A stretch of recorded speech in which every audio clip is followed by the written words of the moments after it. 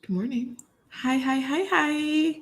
Hope you guys are doing okay today. It is Sunday morning, so we're live. If you're watching this in the replay, welcome, welcome, welcome. My name is Rashida Dow, and I am here to talk about myths that we hear about moving abroad that we're just going to debunk today. That, like, some of you already know, especially if you've moved abroad, some of these aren't true. But for some people, these are what keep them, I don't want to use the word stuck, but this is what keeps them from making this big move. So if you are considering moving abroad and you're like, oh, but watch this video. If someone in your family is considering moving abroad and you're trying to actively stop them, watch this video. We're going to talk about some things that'll really set your mind at ease. So we're here. Let's do it. Let me grab my list. Boop, boop, boop, boop, boop. Okay. Now, I tried to get a list of 5 things and I ended up with a list of 10. 5 are bigger and 5 are a little smaller. We're going to go through this list. Good morning to everyone who's here. SLS Forever, Femi, D, Eleanor, High Vibe, Goshen, K Stewart, Kimberly, Classy Hacker, Janice, my mom, JG, Eve, Nisha, Brown Girls Invest 2, Southern Rose TD, Tennille Patterson, John Kett, and special welcome to everyone who's here, who's part of my YouTube membership. We meet every Thursday and get together and, have moments. And that who's here right now, Greta, Sarah, John Kett, Janice, Kimberly, Goshen. Hey, y'all. Hey, y'all. Jade is here. All right, we're doing this. All right. So like I said, this is a list of things to keep in mind if you want to move abroad. It's not even a list of things to keep in mind. That's putting it wrong. These are a list of things to ignore if you want to move abroad, because we all hear these different stories, and some of them are negative and some of them are like too negative and some of them are too positive. So we're going to go through the list. Good morning, Francis, Pilar, Diva Miami, Corrine, Erica, Flow to Flow. All right. The first thing on the list is one that's a little too positive, and that is you can live like a millionaire on peanuts. Like, I am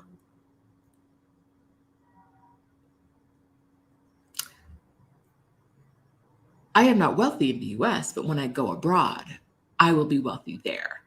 And there's some problems with that thought. I hear it all the time. Now, when we talk about the amount of money you need to do something like get residency in another country, like I have a video on my channel about getting residency in Mexico, and the amount of money required by the Mexican government to have residency, and the amount of money the Mexican government requires is the amount that they think will allow you to live here without working, because you're not allowed to work if you don't have a work permit. So if you come down here without a work permit but you have residency, they want to know that you have enough money to support yourself at least for a few years. And people comment all the time like, I thought this was affordable. How are people supposed to do this on Social Security? There's all of these responses of that sound like I thought I could move to Mexico with very, very little money. And I'm not saying that's wrong. Because those are two different issues. The amount of money the government wants to see in your bank account or see coming in every month isn't necessarily the amount of money you need to live in the country, right?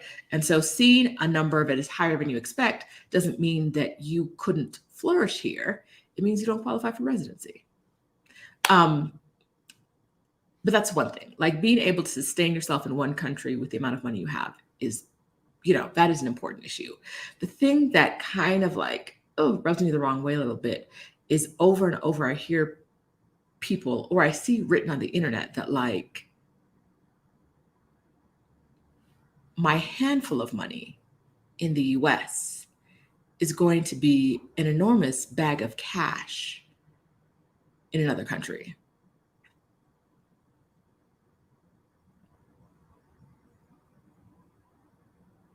And I feel like that may have been true 10 years ago, right? I feel like that may have been true 10 years ago. And right now you can probably find some countries where that is true. But the idea that you're going to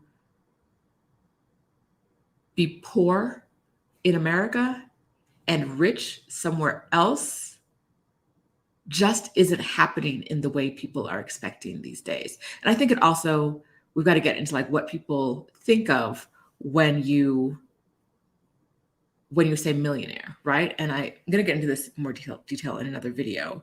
But like a lot of people come to another country and try to bring their same lifestyle and don't realize that that same lifestyle is going to cost you more than you think. So a lot of, like, if we're talking about living like a millionaire, like a lot of people think millionaires own their homes. Well, if you want to own a home outside of the country where you are a citizen, I'm speaking specifically to Americans right now, you're probably got to pay cash, right? You're not getting a loan. It's unlikely in a lot of the countries around the world that you're going to get a loan to buy a house. And so if you don't have a bag of cash that you can put down on a house, you probably aren't going to own a house. And that's not a problem. I don't own a house. I don't want to own homes anymore. I'm done with that. But if you have a bag of cash you could use to buy a house,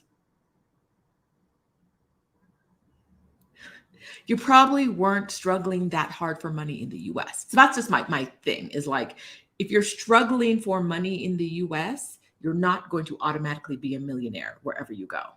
Like there's distinct issues that are going to arise. Like the way we do credit isn't as available to you outside of the US as it is in the US. You're not after paying your way through life outside of the US. You want a car? You have to buy cash. You want a house? You have to buy cash. And in some places, yes, those are going to be less expensive than you might see in the US. A house, not a car. Might be less expensive than you see outside of the US, but it's becoming less and less so.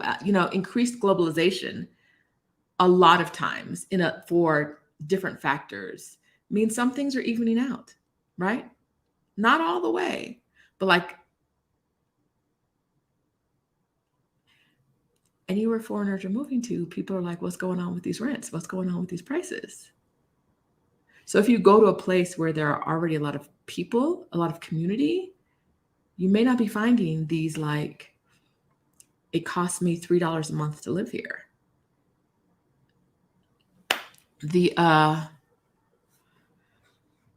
Okay. Oh, Auntie Lou putting it down today. Those people want to escape the lie of the American dream and live in another lie somewhere else.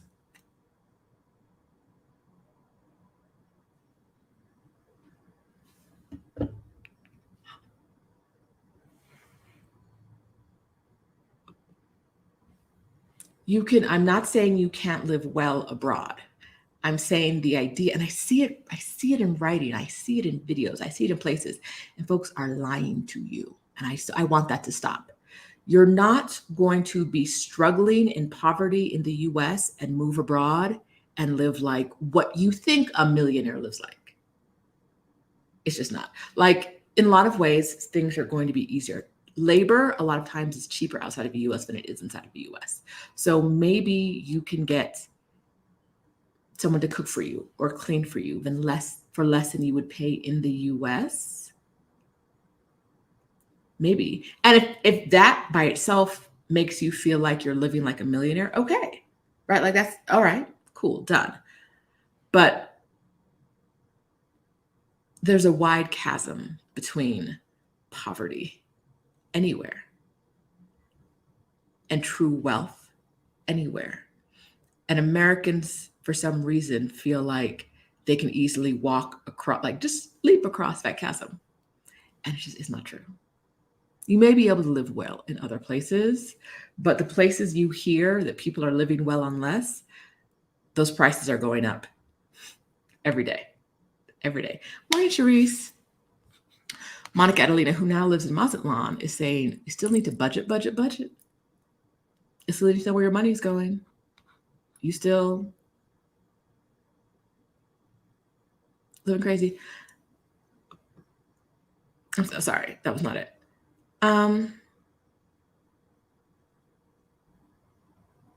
Tracy, I see something you wrote, but like,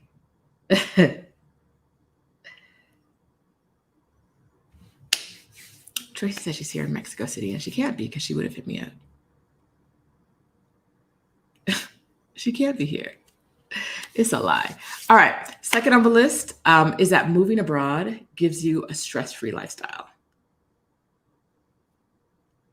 And I want to remind you that you are who you are wherever you go. Wherever you go, you bring you with you. You can't leave you at home, right? You're not leaving you at home. If you are someone, I am a boring person. I live a boring life and I will tell you all the time, I will tell you I'm an advocate for a boring lifestyle. I love a boring life. Let me live it. Let me not do nothing. I would rather a boring life than a dramatic life. We don't always have to agree on this one, but this is me. I would rather have a boring life than a dramatic life. But I know those of you that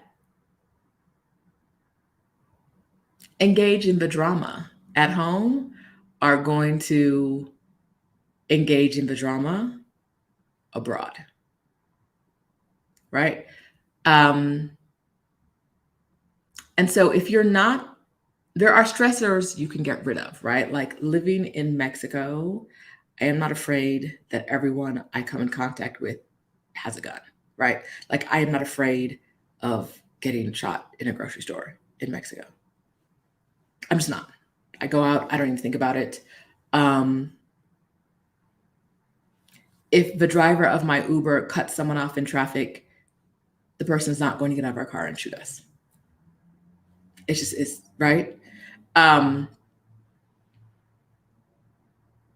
But so that there are stressors that you can eliminate, especially whatever stressors are particular for you. You can look for a place that has less of it. But if you yourself is in the drama, you're going to be in the drama. I'll tell you how I know this. Over the past year, I have been unwillingly dragged into drama about 3 times. Where I'm like, minding my business, and then something happens and it's very dramatic. But all of those 3 times, it was from or about the same person. The exact same, every time I've had drama in my life in the past year, it's been the same person. About or emanating from the same person. And that's how I know that person's just drama. They're just drama, right? Like that's not, I was minding my business. And now I'm getting an email about a person telling me things about this person, an anonymous email about I'm getting an anonymous email from A about B while I was asleep. It's not, we don't do that. We don't do that here. I'm so sorry. The drama is always with one person. And so I know that is a person that has drama. The people who don't have drama, I don't hear anything about them. I'm not even sure if that's that person's fault. I mean, somehow, like drama, I'm not even blaming that person specifically as much as I'm saying their whirlwind of life is dramatic and mine isn't, right? It's not like inherently negative. It's just not something I want. Like, let's be boring. Yes, Classy Hacker says, I like boring in different countries. I want to be boring. You can be boring, but if you have drama at home, you're going to have drama away. It's just like an away game. You just change your jersey. You just change the color of your jersey. You didn't change the person you are.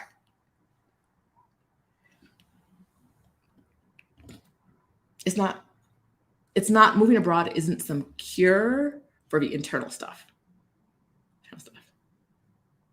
So, Jan said, was it Stephanie? People have actually written me emails, not about like Stephanie personally, but about like Stephanie, like something happened in her business. And I'm like, I'm judging you, not her. Like, I don't know you. You're a stranger to me. And you're bringing me, you have like a minor dispute and you're emailing me about a minor business dispute with Stephanie?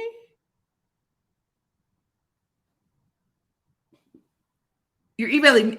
No, you have a drama. You have a drama because what? I'm not her boss. The only thing that might happen is I might tell you to get the F out my inbox. Like, that's the only thing you're going to get from that. I was like, what? Why would you do that?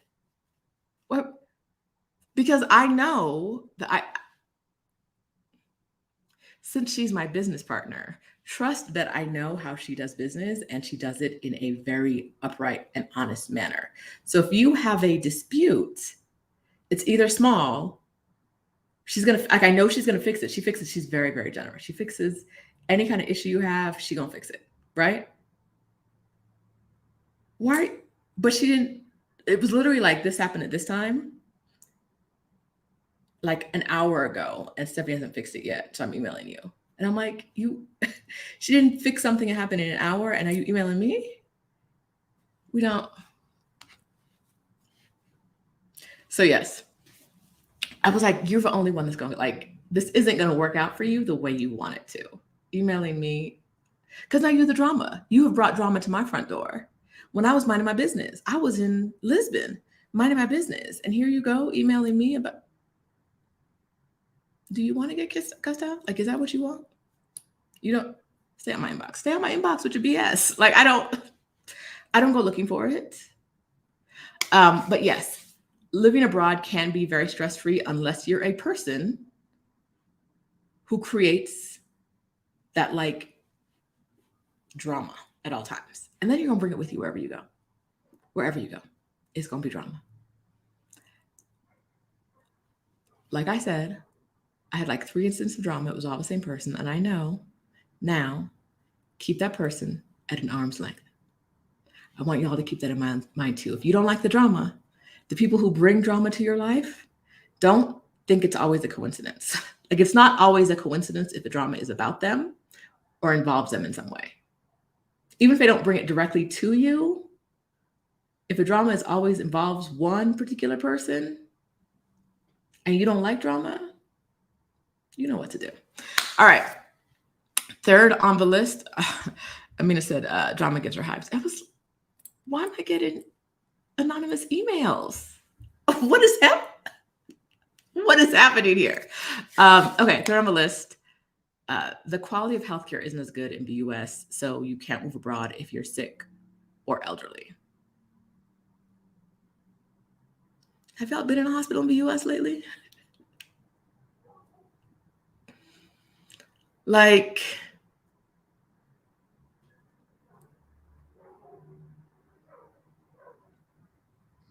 now the quality of the healthcare I'm not saying the quality of healthcare in the US is bad. I'm saying healthcare in the US is hard to get, right? It's expensive. You waiting, 3 months to see your doctor. It's expensive.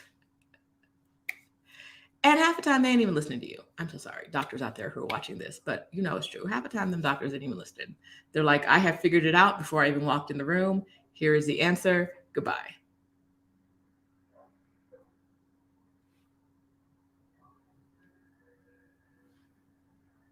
Who was that? Oh, someone, an Exodus Squad person I'm not going to mention. Let me find her message. She mentioned online somewhere that she had to find a doctor. She's in Mexico. I'm not going to name her. This one time, I'm not going to name a name. If she's here and wants to bust herself out, she can. All right. So something happened. She needed health care. She got 7 tests for $130, and her doctor makes house calls for $55.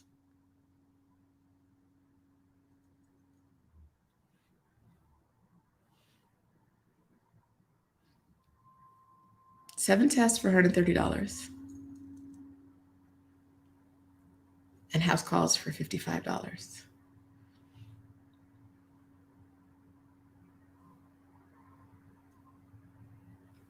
Now, someone is like, well, yeah, but like, is the doctor really good? A lot of doctors in a lot of countries study in other countries, right? And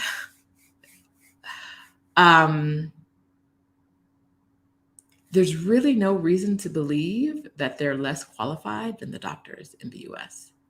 I mean, that was not Mexico City. That was a different city, a different large city, but I'm not going to say which one because I don't want to point too many fingers towards any particular person.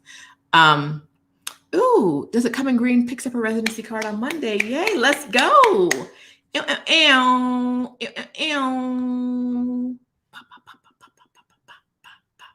Bam.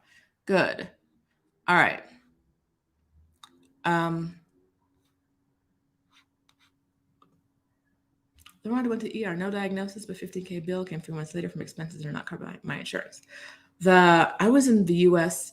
I came back to the US on my break, my career break. I came back, I was bopping around. Every time I ended up in the US, I ended up in the hospital. Every time I went back to the US, I was in the hospital. One time, it was October 2018. I got there. I was fine when I left wherever I was leaving. Got to the US, some kind of stomach thing happened. And it got bad. It got like bad. I went to the ER. They gave me something. It ain't help. I went back. They gave me something. It didn't help. 2 ER trips in the course of a week.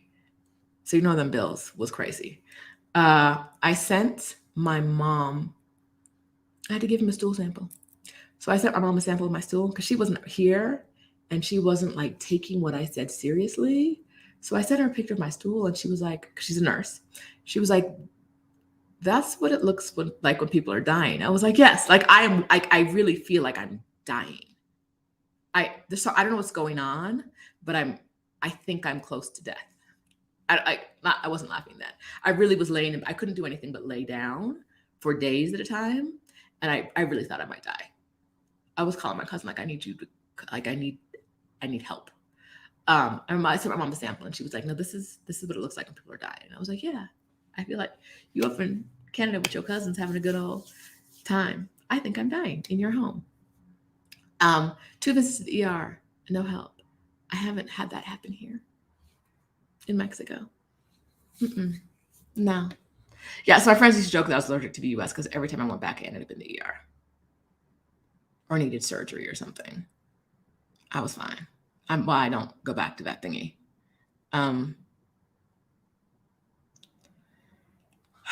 Brown Girls Invest too said I had a meniscus repaired and sciatic pain relieved in Mexico for less than $400 with X-ray and MRI and a physical therapist. I'm thinking, not physical thespian. Physical therapy. Yes, you said I have a next line. I had a meniscus repaired in Florida. It was not $400, even with insurance. 'Twas not. Tracy's making a dentist appointment this week. I pay annually for my dentist. I have two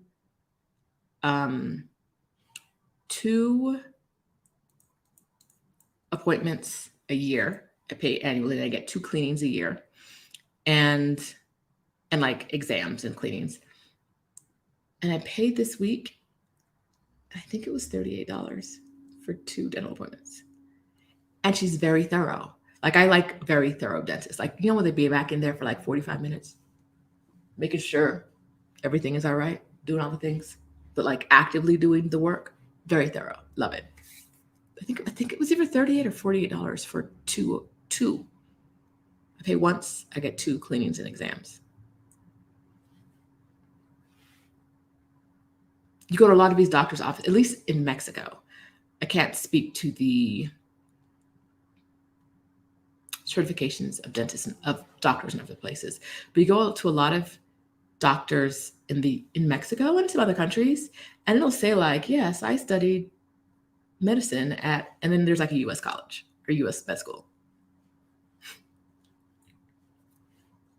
I was talking to my eye doctor once, and she said, I said something about like how great it was I didn't have to wait because like I was the only patient in there.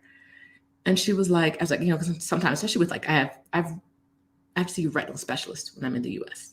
or I had been, and no doctor will make you wait in my experience like a retinal specialist. They have you in there for like 84 hours. Like the one I went to in San Francisco, eventually I just left. And they called me like, why'd you go anywhere? And I was like, I was there for 6 hours without being seen. It was supposed to be my lunch break. Like I could have taken a long lunch break, but 6 hours was a little too long. I was starving. I left. But that's just normal. Another doctor I had another retinal specialist in Ohio, I had to be like, when I come in, like he lived his office was across the street from like a retirement kind of care home. And so they all just came over and I had to be like, I am so sorry, but if I have an appointment, you need to see me when I get here. Like I'm gonna sound like a jerk, but I'm leaving work to come to you and I need to go back to work. So I can't be behind all the people who are here and would just be watching Days of Our Lives. I'm so sorry. Like I know they shouldn't have to wait long, but your system, the way you do, like the fact that my appointment is at 2, but I'm not being seen before 5:30, we can't do that. Anyhow, I'm at the doctor here in the US, in Mexico. And I said something to her about how like I'm used to long waits to see eye doctors. And she was like, but that's without insurance in the public system, right? And I was like, no. I think she's Cuban and works in Mexico. I think that's what it is. She's from Cuba, works in Mexico. She was like, but that's with the public system, right? You don't have insurance? And I was like, no, that's with insurance. She was like, no. I was like, yes, if you have insurance, you're still waiting to make appointments to be seen. And then when you have the appointment, you're still sitting in the doctor's office for hours. And she was like, what? Yes. I went to urgent care a couple months ago. I went to urgent care and the receptionist apologized profusely because I had to wait. I waited 15 minutes. They were like, I'm so sorry. If you want to go and come back, you can, it's no big deal. Like, I'm sorry you have to wait 15 minutes. I'm like, urgent care in the US, they might not even be like checking you in 15 minutes. It took me 15 minutes to see a doctor. And they're like, oh my God, I'm so sorry. Tracy ended up in the ER in Puerto Vallarta and no charge.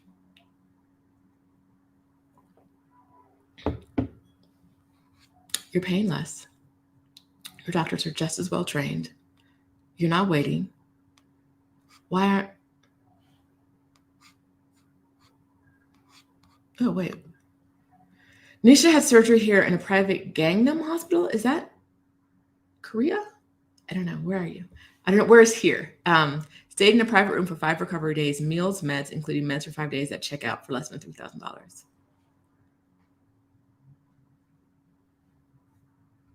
Flo's husband went to ER, had a bill for $5,000 when they found nothing and recommended aspirin. What are you?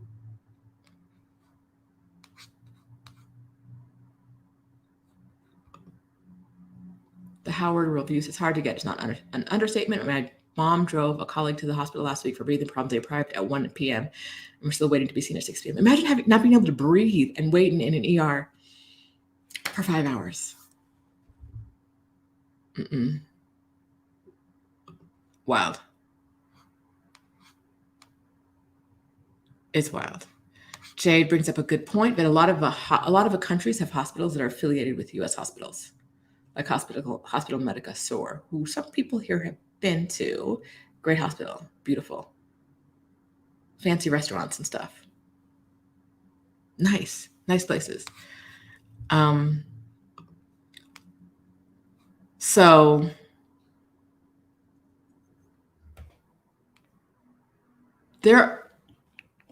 I'm not saying that you don't have to consider healthcare when you move abroad. I'm saying that healthcare isn't the great consideration that it is in the US. You know why? Because in most places in the world, your health care isn't tied to a job. Who does it wrong? America, right? Like if you don't have a job, you don't have health insurance. Or if you can't pay for it out of like pay for your insurance premium out of pocket, you don't have health insurance.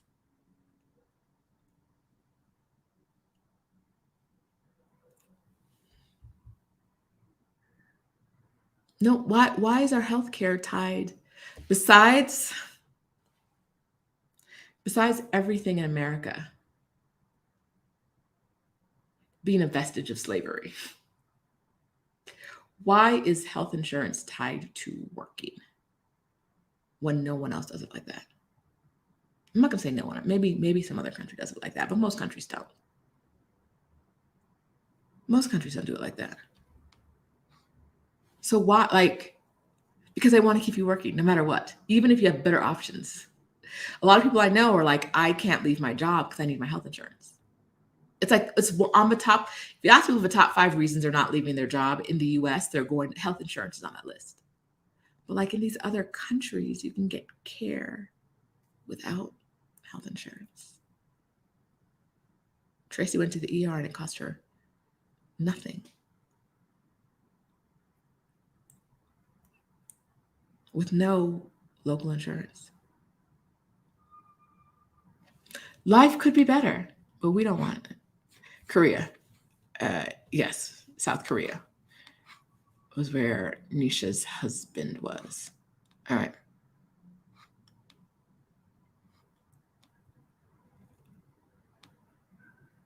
All right. Let me see. Yeah.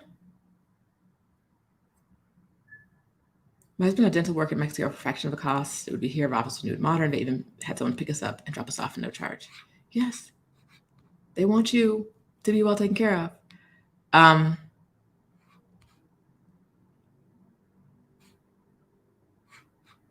Okay, so Blissful, I think you followed up on this point, and I think it's important. You said if you have good health insurance, dental insurance tied to a job, the care is actually very good here.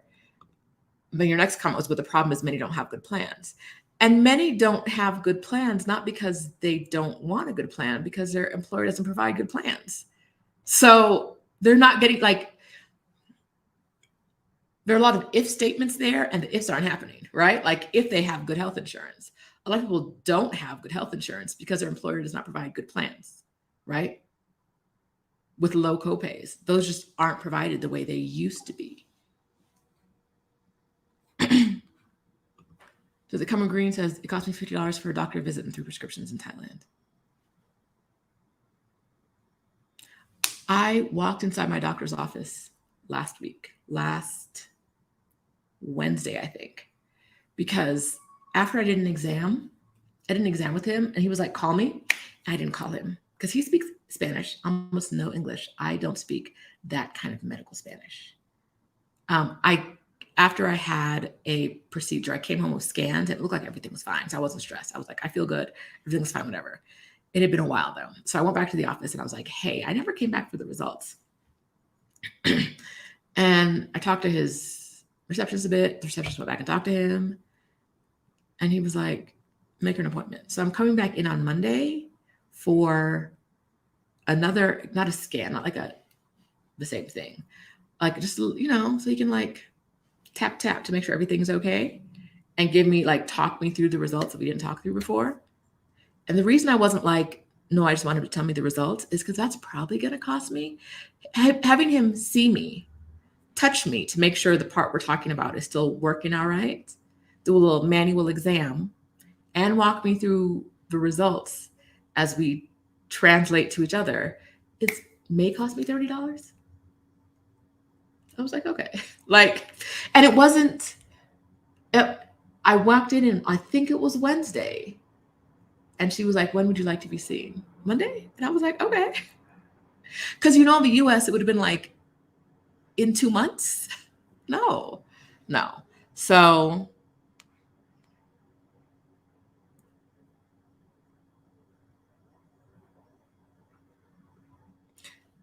the idea that you can't get good medical care and it's a reason to stay in the US is just, it's one of those like myths that ties back to the superiority of the US. Like the US has done such a great marketing plan in convincing people that it is like the best place on earth when the people who live there know it's not. And so the idea that doctors in America are going to give you better care, you're going to get, more excellent services.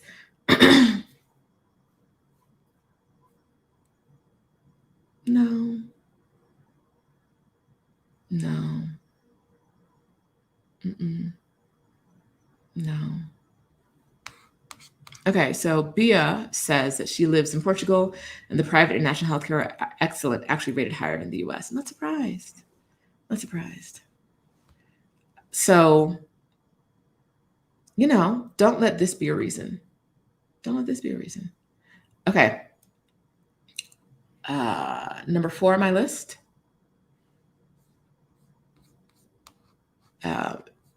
Eve says Mel had a surgical procedure in Chiang Mai for $140 total. A surgical procedure. Okay, Tracy reminded us that now healthcare is tied to your taxes. Like, they gonna find a way. Okay, number 4 on my list, you won't see your family or friends. My mom has visited me more times I would say the first year I was in Mexico, she visited me more times than the 10 years I was in Ohio. If you go to a place that sounds at all interesting to your friends and family, you will see them. And if you don't, that's okay too, right? You'll go back home at some point. They will come to you if they want to see you. Tracy, that's what FaceTime is for on planes. Yes, you'll see them. Moving abroad doesn't mean like you cut ties to your former life, right? It doesn't mean you cut ties to your former life. It means that you have some space to build a new life, right? And bring the things from your old life that you want to bring. And so if you want to find the family and friends you want to bring, because I know you don't want to bring them all. You don't want to bring them all. We leaving some people behind, right? But bring the ones you want with you. Do that. All right. Oh, Eve's grandbaby visited her in Thailand, right? And Thailand is not close. Like Mexico's different, right?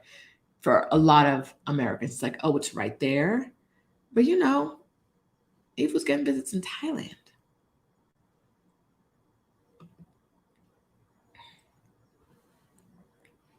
It'll happen. If they want to see you and you want to see them, you'll make it happen. All right. Janae says she's family talking about they're coming to Portugal when we move. I know. Now, if you go someplace they don't want to go or they're scared of, they're probably not going to come. Some of them will, and some of them won't. The ones who are scared won't come, but you don't really want them with you anyway. Like being in a foreign country, people who are scared to physically be there is not. There are better things you can do with your time. Let me see. That's not what I want to do. Okay. Next on my list is that you'll be lonely. And I gotta tell you, like we said a minute ago, moving abroad doesn't mean like cutting off your ties with your old friends, your friends and your family, your existing friends and family. But one of the great things about moving abroad is that you're more likely to have people whose lifestyle matches yours, right? I work kind of when I want to. Most times, these few months have been a little different. Y'all know why. And so I also meet people who are working their own schedules as well. And so if in the middle of a day, I want to go get donuts, there's someone who I can go get donuts with, right? It's not like I'm at home building my own business and all of my friends, because when you're in the same place, you tend to keep the same friends. When you make a big move like this to a new city, a new country, whatever, you're going to meet a whole bunch of new people. This whole bunch of new people, they might have some lives that look like yours, right? Where it's like, oh, you want to go to a different town in the middle of the week and see what it's like? Okay, I won't do nothing anyway, right? You want to go do this? Sure, right? And so it's not lonely because you'll have a whole new community. Will you have the exact same relationships with your existing friends that you do when you move to a whole new country? I'm going to say things will probably change. And not necessarily for the worst. I'm not saying your relationship is going to deteriorate. I'm going to say that I don't talk to my move abroad before I moved here friends as much as I used to. A lot of the talking we did was about where are we going to go tonight? And we don't have those conversations anymore because we're not going anywhere tonight. But we have other conversations, right? And I have new friends to have the where are we going to go tonight conversation. Now, the answer is always, I'm going to the couch or I'm going to the bed. But that's not the point, right? You can have new friends, new community, new support systems. There's no reason to believe you're going to be lonely. And speaking of community, you know what time it is.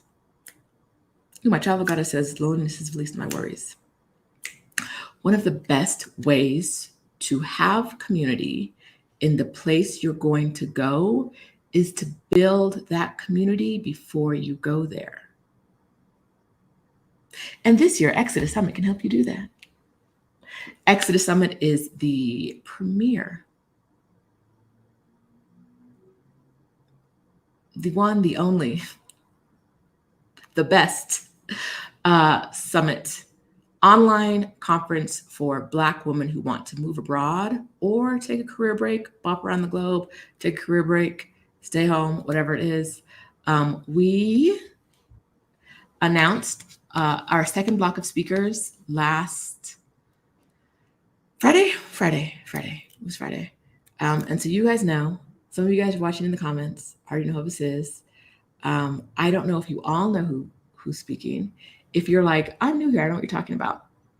ExodusSummit.com is where you go to find all of that information. But I'm going to walk you through it real quick.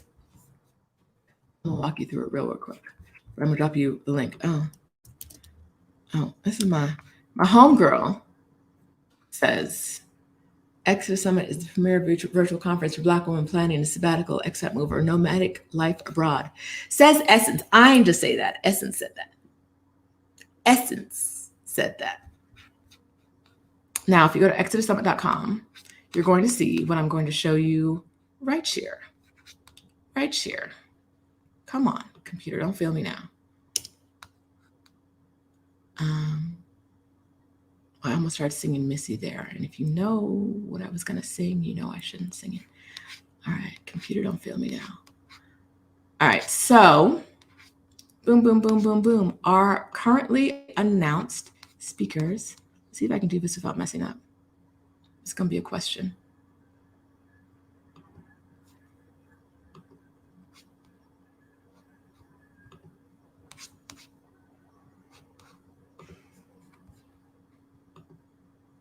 Bum. Who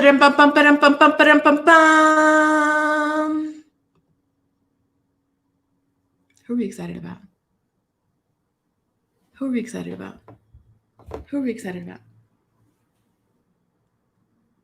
Come on, in the comments. Who you want to see at Exodus Summit? These are not all the speakers. These are the currently announced speakers. There'll be more speakers to come. Y'all can see that, right? I'm not seeing any.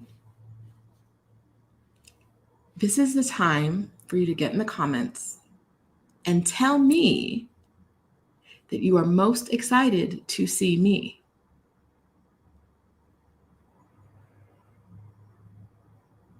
Those are the kind of lies I like.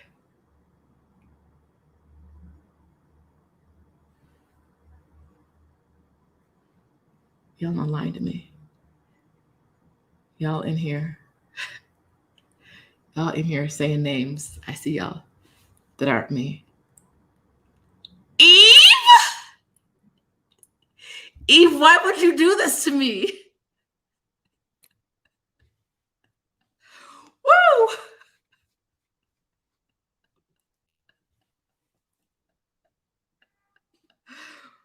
Oh,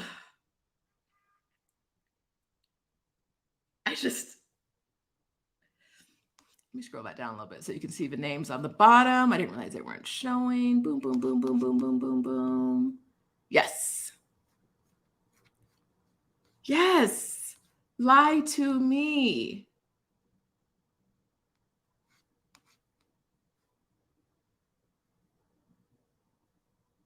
Eve, I'm hurt by this. All right.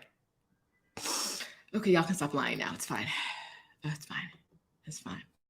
Yes, Eve, be your own people. I can't believe you did that. Okay, Professor LCH, who is a alumna. Well, I guess y'all are all alumnus. Alumni is singular. All right. She purchased her tickets without knowing one name.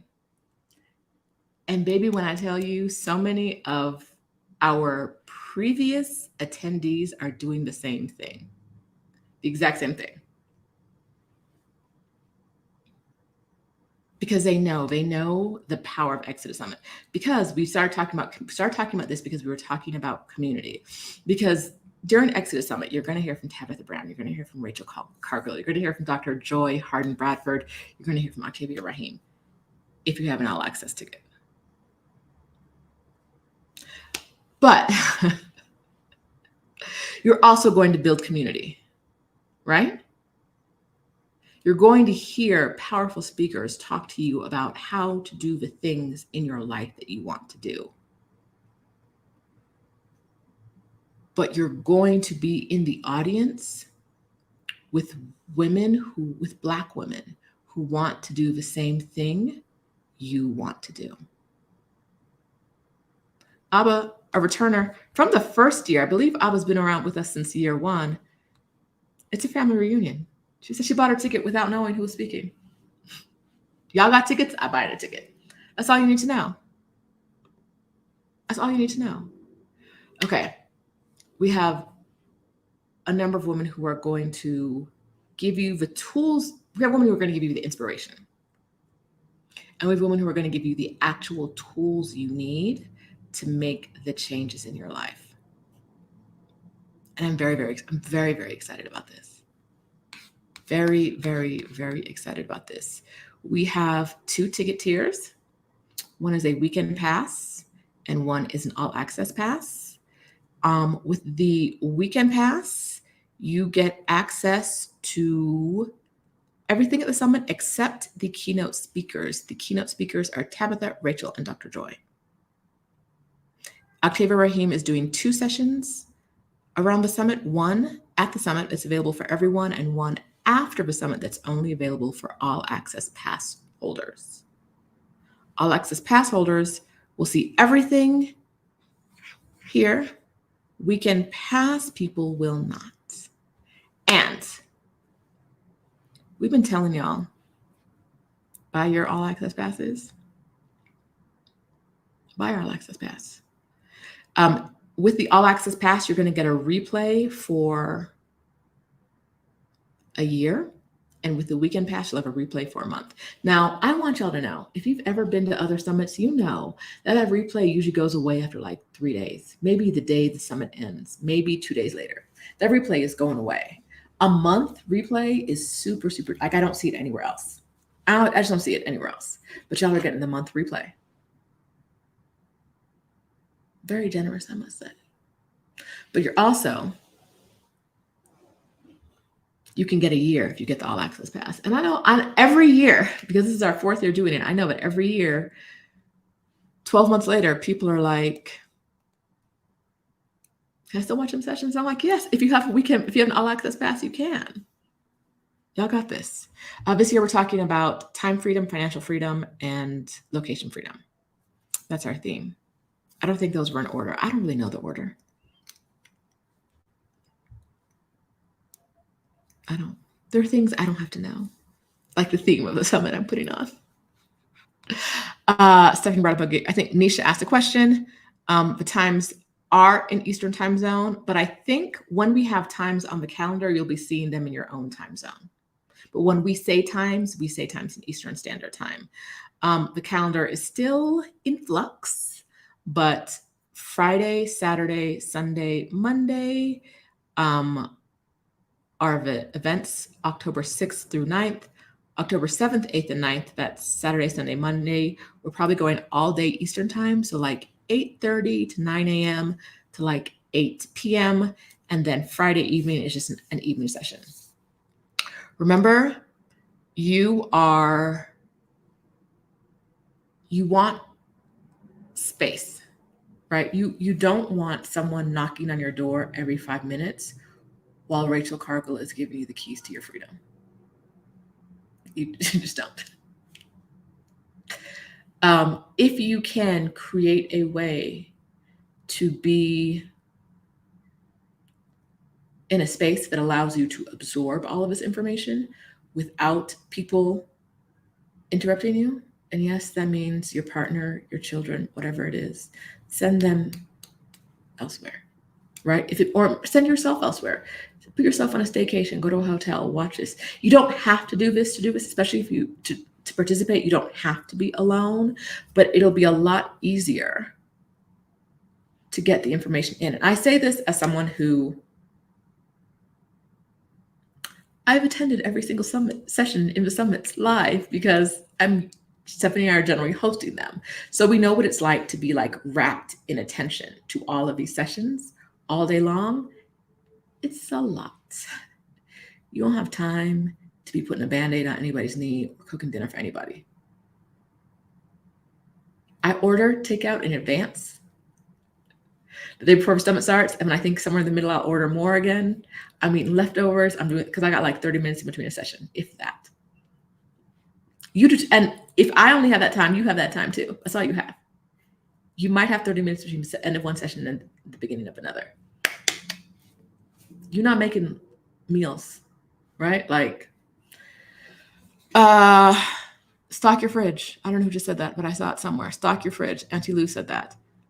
Hotels, whatever you have to do to really be in the zone, we recommend it. Okay, Tracy Collins says that's my wedding anniversary weekend. Well, tell your honey to come over. I'm kidding. I'm totally kidding, y'all. She knows I'm kidding. I know she's kidding. Her honey knows I'm kidding. But like, I don't know why your wedding anniversary is more important than Exodus Summit. Especially when you're gonna be in the same city. Eve is gonna be in Rwanda on a group trip. Eve be carrying on around the globe. Just carrying on. All right. Auntie Lou says buy a notebook just to take notes. Ballerina says she'll be in Cape Town, so she's gonna be tired. Oh, speaking of Cape Town, how many tickets do we have left for that? Let me look that up. Because Exodus Summit is going to Cape Town in February. We're going to a meetup. You guys probably already know about this if you're watching this. Oh, wait, let me stop sharing because, oof. Bum, bum, bum, bum, bum, bum, bum. Oh, I think we have about 40 tickets left.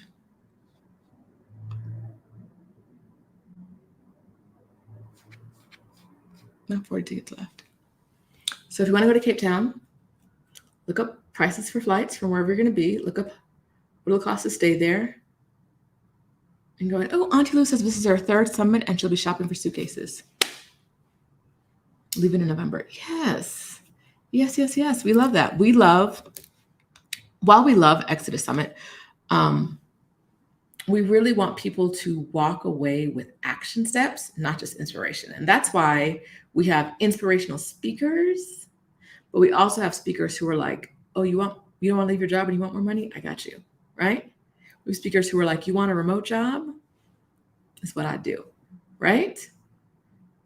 We want you to walk away with tangible steps to make the moves you want to make.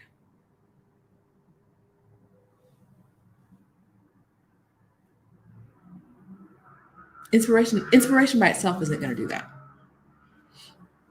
And if I dare say so myself, I think that's one of the things that makes Exodus Summit better than a lot of other events. And I'm not even saying like in the travel space, because we don't really consider ourselves in the travel space. I'm just saying in general. Sometimes you look at like, I'm gonna show you, so I'm gonna say this. Sometimes you look at summits online and you're like, I don't really get the through line between all the speakers. Like they grab some like big names, like these are awesome big names, but what are they? What's the point of this? We don't do that.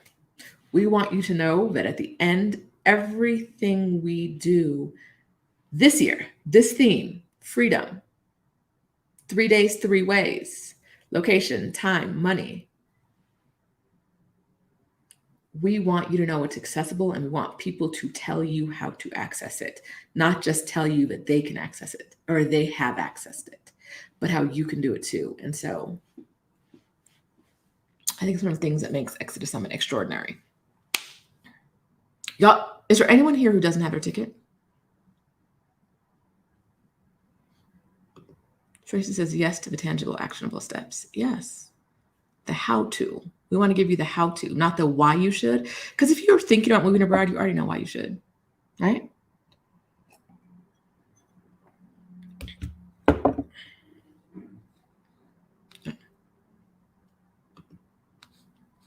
Okay. We're going to go down to like, I think this group is smaller. The first 5 were kind of like big ones we hear all the time. These 5 are a little smaller of the myths. I'm back on the myths of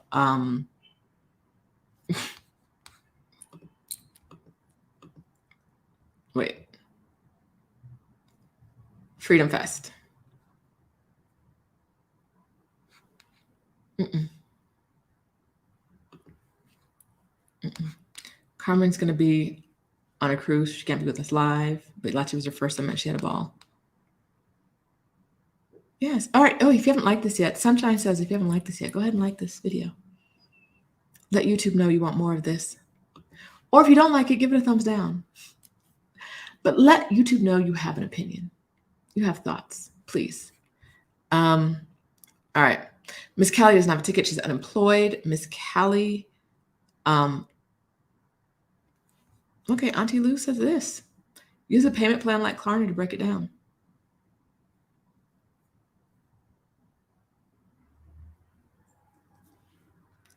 The ticket prices are only going to go up. So the earlier you buy them, the better. And you can use Afterpay, Klarna, etc. Not built into the system, but if you already use those, you should know how to clickety-clack that in and make that work.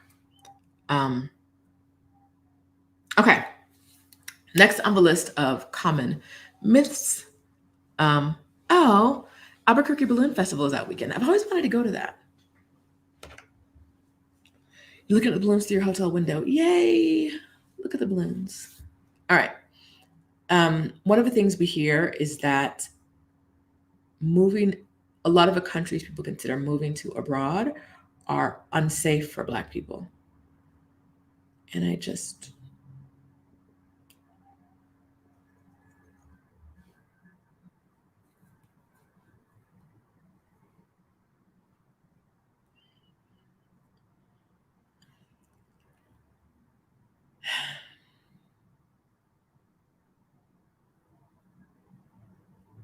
I mean, y'all know what I'm about to say.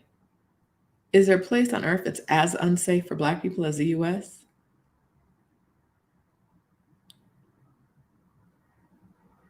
Is there? Like, and it's only getting worse.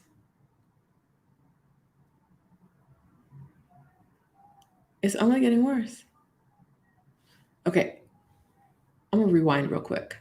The last comment was about community and how you can find community and how you should build community ahead of time. And don't you know, even though she is on my shit list today, she said she wanted to come see Stephanie talk at the summit. Like, I'm not sitting right here in my face, just disrespectful in my face. Eve has volunteered to buy Miss Kelly a weekend pass. Look at this. Look at this. Community. This is what community is about. This is when I say there's nothing like the Exodus Summit community, this is what I mean. When I say build community before you move abroad, this is what I mean. Now, Eve clearly is going to make us do some work to make this happen, and she knows we don't really like work like that. So the rest of you, please don't do this. Not yet. We will accept money for donations that are not meant for a specific person in a while when we're ready. We're not ready to accept them yet. If you want to buy a ticket for a specific person, that is a different step. And I don't know what that step is yet. But Miss Callie, if you said, we know how to get a hold of Eve. So if you email us at Exodus Summit, hello@exodussummit.com. hello@exodussummit.com. Email us and we'll make sure we find a way to link all that to you.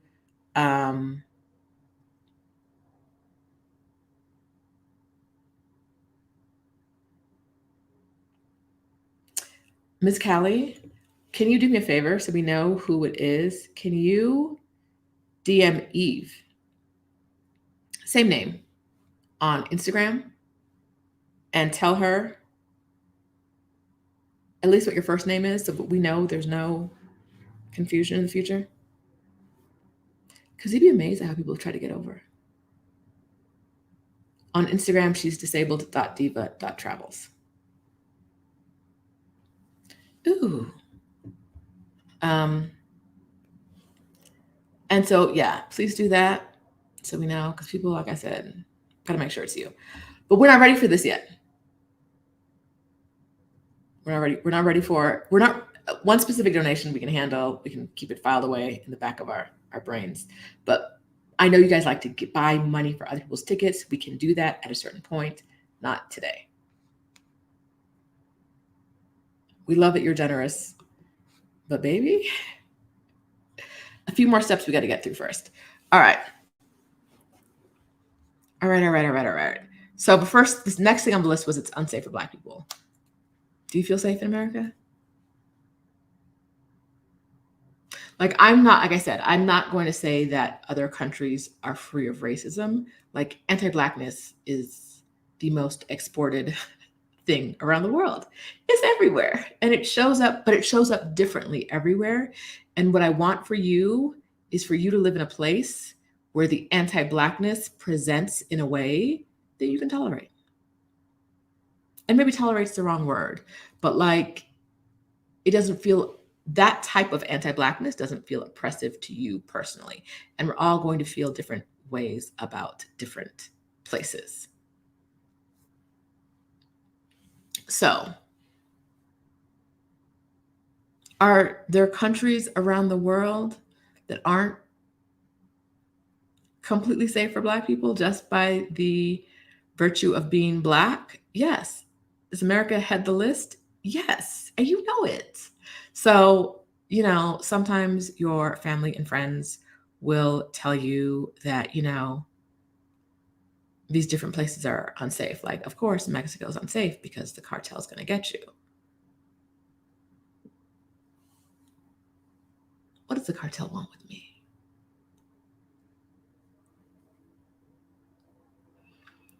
Or am I less safe in the US because America doesn't care about missing Black women?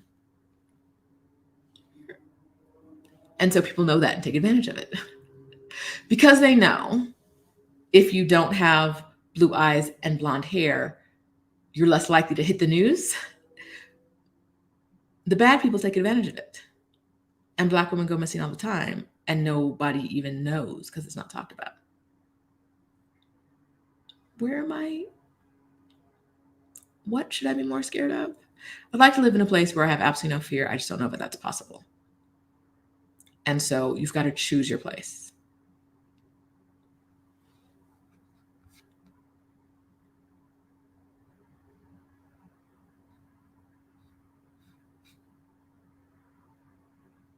Okay, Sparkle, we're going to talk about this.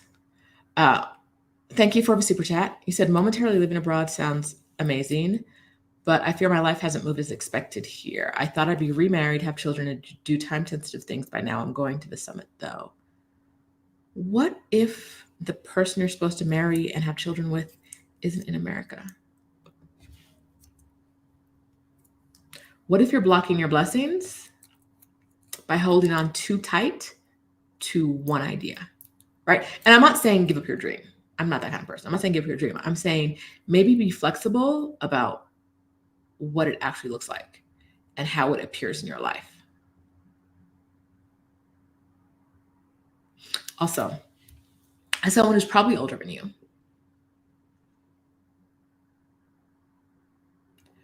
waiting for certain things to happen before you can live your life the way you want to live it is a recipe for just disaster and like continued unhappiness, right? It's a recipe for continued unhappiness. And I'm gonna say something here. This is lower on the list. I'm gonna get to it here. Number 9 on the list was like, if I move abroad, I won't be dating anymore. And I'm gonna tell you, the women around, the Black women around the world who want to date are dating. Those of us who don't care and who would rather just not be bothered are not dating. Hi. But those that want to, they're dating. They're having fun. They're meeting men. They're having children. They're getting married. You don't have to be in America to do that. You don't have to be in America to do that, even if you want to do it with a Black man.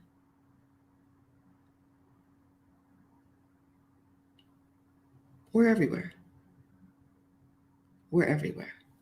If it's not happening for you in America and you really want it, as opposed to like, because if you're not putting the energy into it in America and it's not happening for you in America, I'm not going to tell you that it's automatically going to happen to you abroad because you're probably not going to put the energy into it either, right? But if you are putting the energy into it and it's not happening, maybe it is time to try it somewhere else for a little while. Maybe, I don't know. Like, truly, I'm not the one to talk about dating, but I will say that the girls who want to spend time with a man are spending time with men. And I believe the girls who want to spend time with, yes, the girls who want to spend time with women are spending time with women as well. Whatever you want is out there. It's out there.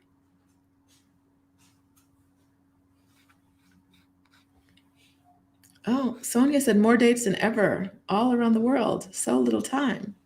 Like I said, the ones who want it, they don't get it. The ones who, like, you can't listen to those of us who don't care about dating or men at all and think this is what your life's going to be like. Don't let me be the Debbie Downer on your dating life. Your heart, your mind, and your vagina deserve all the love and care you wanted to have. Go get that.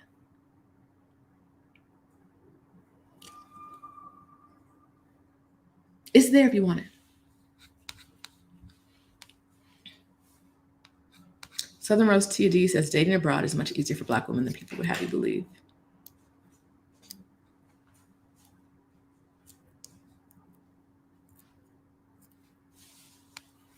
Yeah.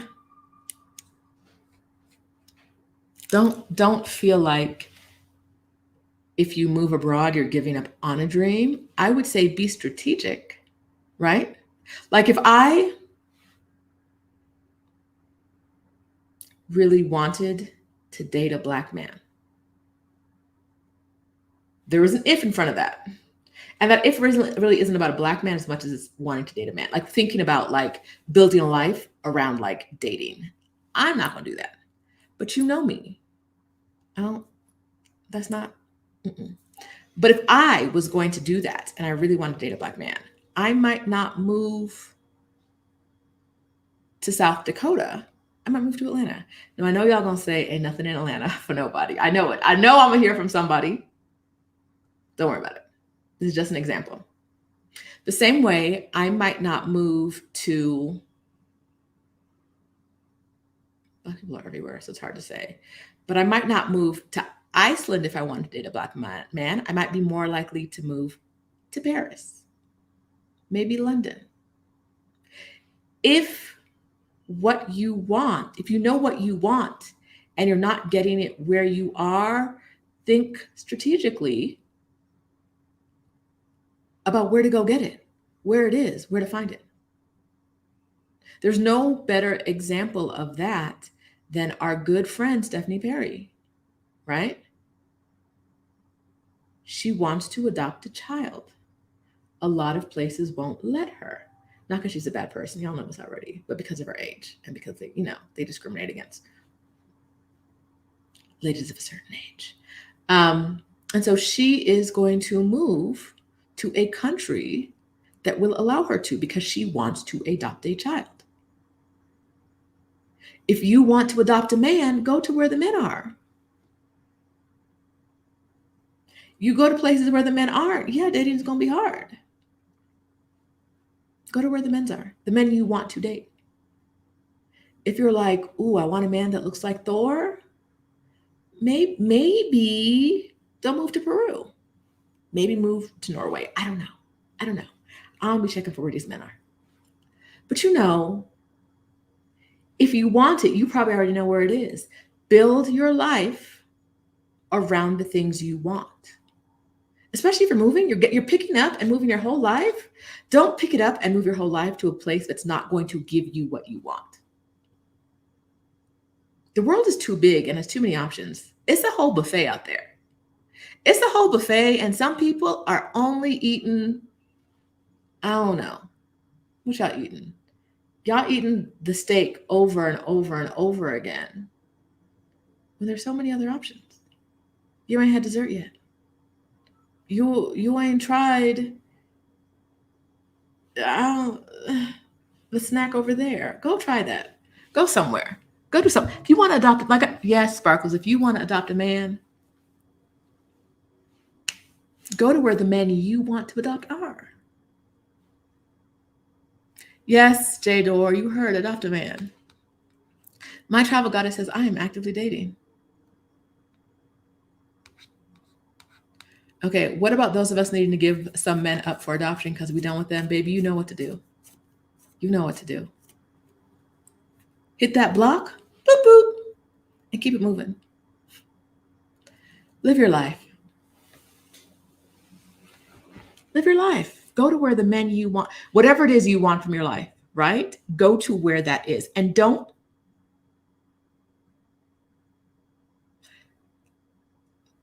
you don't have to tell anyone all your reasons for moving to a place. Because if you say you're moving to a place for men, someone's going to judge you. I might look at you sideways, but that's because I don't believe in them as like a real factor in life. I just don't. But we get to live different lives. I'm gonna tell you this all the time. We get to live different lives. And so if it's what you want to be married, go to a place where men get married.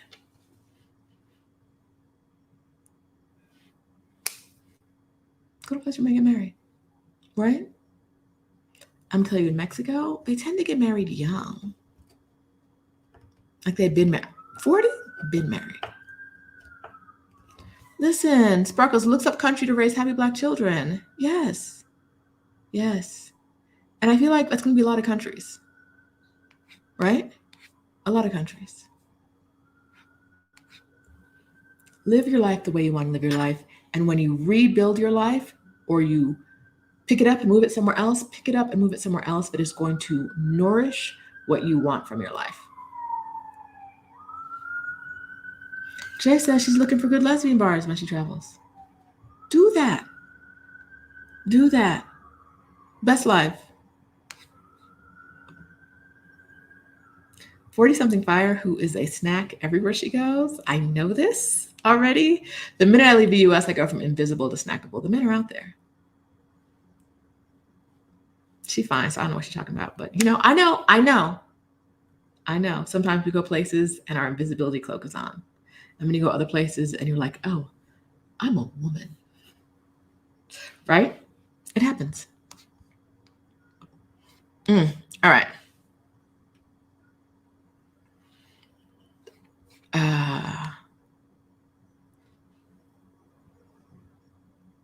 All right. Next on the list. This is a small one, but we hear it too, is that people are concerned that they won't be able to find anything to eat. Like if I could go to that country, but like I'm not gonna find anything to eat, or like I don't like their food, or I won't be able to drink the water. Perhaps you're thinking too small, right? Perhaps you're thinking a little too small if that will keep you from building the life you want, right? In my experience, anywhere you go, you can pretty much find any type of food. If there are immigrants from a country in that place, you can find the food from that place in that country. One of my favorite restaurants close to me is an Indian restaurant. I see like people that I think, maybe not even from India, but like that part of the globe, maybe a couple times a year here. Not often at all. If I want to see them though, I can just go to that restaurant because they're there. They're in the restaurant. They're here, they open a restaurant because you want their food and they know it.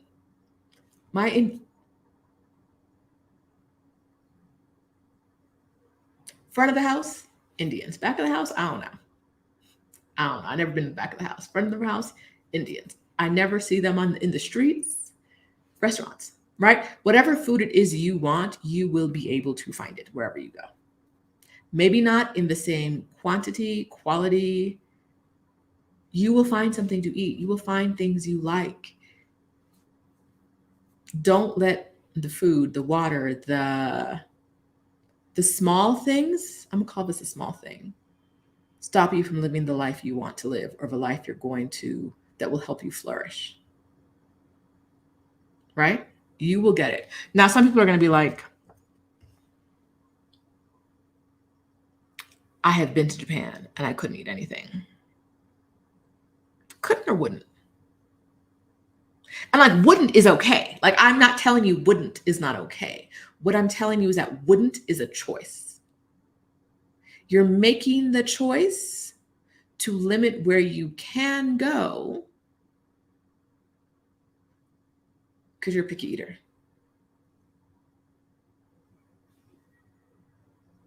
I'm not saying there's anything wrong with that. I'm saying that you're limiting. If you're like, I'm limiting and I know, cool. But if you're like, there's just nowhere on the planet for me besides home, because I'm from Memphis, and if I can't eat Memphis barbecue every week, life is going to be terrible. Then yeah, like, okay, stay in Memphis. But if you want to expand, you got to be expansive. You got to be open to the new things. All right. Next on the list, and this is, I hear this with Black people all the time. Not all the time, because not really in this circle. I don't hear it. I hear it from people outside of the circle.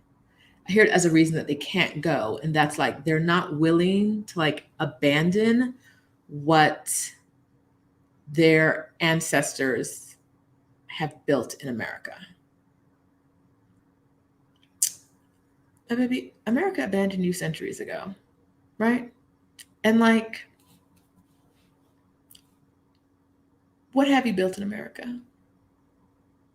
And that, as usual, isn't shade directed towards any individual human. It's shade directed towards America, right? Like they are actively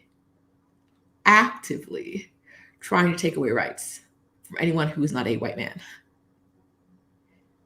They can't teach any history related to Black people that says things like slavery happened and it wasn't a good old happy time. They don't even want you to be able to get divorced They want to keep y'all trapped in marriages? Oh my God. Oh, so I got to kill him? I can't get a no-fault divorce. I got to kill him, is what you're saying. That's what I got to do. I got to poison that man because I can't get a no-fault divorce? Or he has to what, hit me? Right? Like what are my options? If you take away no-fault divorces, what are the options? If he doesn't hit me, I have to be with him? Is that? Woo! Okay, right? Like America is actively taking away rights between redlining.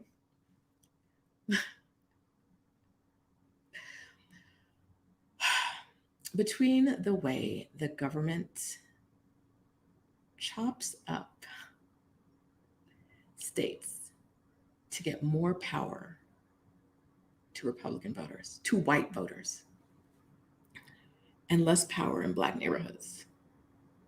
Between the way the banks do the same thing financially. And between living with people who might shoot you just for walking down the street. What have you built in America?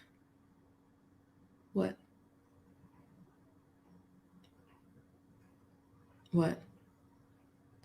I see, ooh, girl, please, says I very seldom, see the wisdom in loving something or someone that doesn't love me back. Hello. A word. Nisha says, that's the wrong clickety clack. Our own ancestors would have left if they could. Yes. So when people, they're taking away permanent alimony. Okay, so this is what I find truly offensive about that. Two people enter a deal to get married. Marriage doesn't work. A business deal, because that's what it is a lot of time. At the end of that business deal, they come to terms and they're like, this is our agreement. I'm going to pay you for all of the labor you did in this marriage period. I'm going to pay you permanently. And DeSantis is like, nah, I don't think so.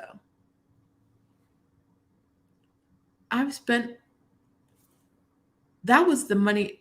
We agreed. We came to terms.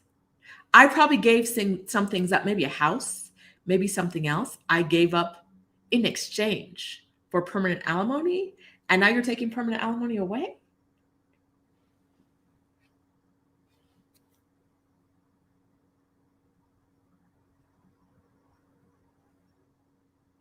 How does that? They want to keep white women chained to men. And they want to keep Black women, not even chained to men because they don't really care, chained to nothingness, but like stuck and mired with nothing.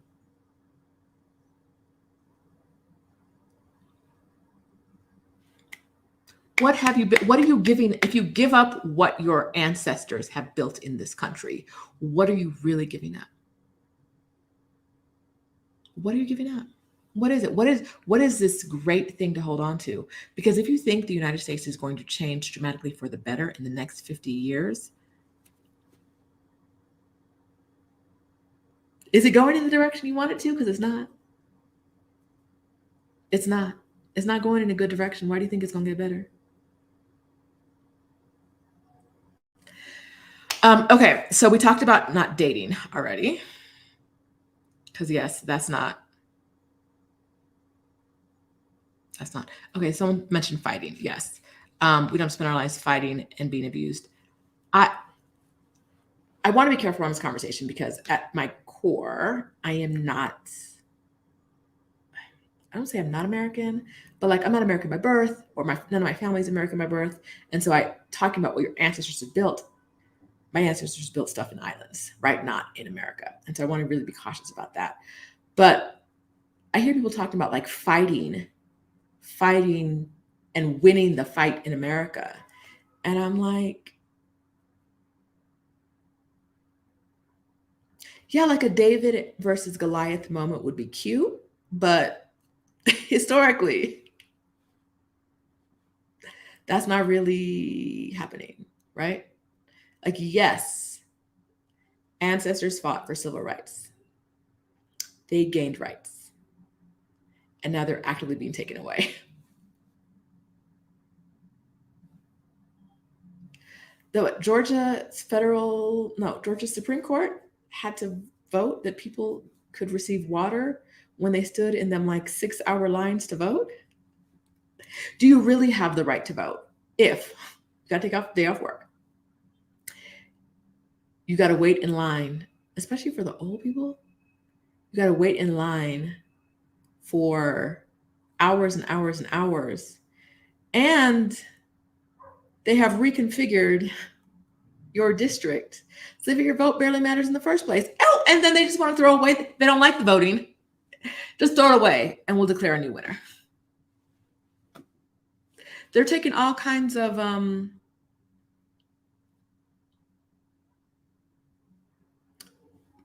voting authorities, the people who are in charge of the process, and kicking them out and putting somebody else in, and all over the place.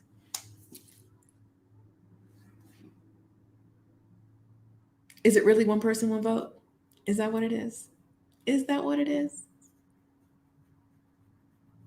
Access to food is not even an American right. Yes, Simone. Why do we have so many homes unused and so many unhoused people? Any hoodle. Y'all know. Mm-mm. All right. Last on the list for the day is that some people are worried they can't find familiar products, whether that be hair care or spices or grits or anything. And I gotta say, you're not wrong, but you're not right. Right? Like, okay, so what you can find is going to depend on how specific you are. I like a very, very, very specific hair gel. One brand, one thing from the brand, that's it. I can find it here. Amazon.com.mx, probably, or Amazon.mx, I don't remember. But it's going to cost me 4 times the price of what I get in the US.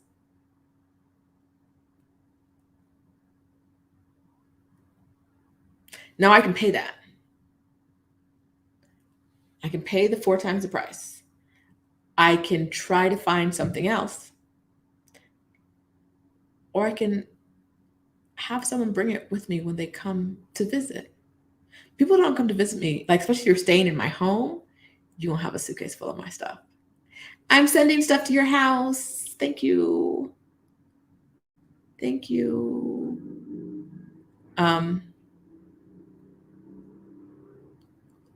There may be things you really like that you cannot find.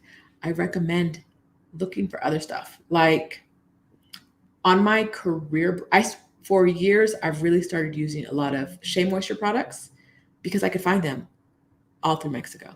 In a lot of countries, you can find them. Easy to find. Boom, bam. I can find the same thing wherever I go. If I couldn't find them, I would find a way with one of them Procter & Gamble brands, right? One of them generic. I would find some Dove conditioner that worked that I didn't hate, or I'd bring enough with me, or I'd have someone bring it to me, right? Like, yes, you can't find, yes, there are going to be very specific things you can't find, but that doesn't mean that you can't find a substitute, right? It doesn't mean that you can't try something else and try. Honestly, I like trying other stuff and see if it works. Some of it won't work, but some of it will, and you never know until you try, right? Nisha says there are also companies in the US that will ship Amazon orders abroad to you. Some countries don't have sour cream. It can be hard to find in Europe, for example. I'm no milk scientist, But I think you can make sour cream, right? Now, you might not be a milk scientist either. So maybe you heard me say that and you were like, girl, you crazy. But a lot of the stuff, like, can't you just like grind corn to the right consistency and it's a grit? I don't know. Like I said, I am not a grits black. I am an Ackee and saltfish black. So I don't really know. I've never made them. I will eat them. I've literally never made grits in my life. Um, but it's ground corn, right? So if you're in a place where you can buy corn, you're probably in a place where you can get corn ground. I don't know, but I think it is. Okay, SLS is a great milk scientist and says plain Greek yogurt and kefir are good substitutes for sour cream. Yes. Lavassiette Davis says, as a classically trained chef, yes to sour cream and grits be made at home. Now, I'm not going to do it. But if I really wanted these things, there's a way to make it happen. Someone said a coffee grinder. I mean, I don't know. Oh, now this is a point. Half of the foods we eat in America are banned in other countries anyway. Time for healthy lifestyle. The foods, the products for our skin, like our sunscreen, all banned in other places because they got all kinds of unhealthy stuff in it. You can't. In other countries, so this Pellegrino, the San Pellegrino, in Mexico, they're like excess calories, excess sugars.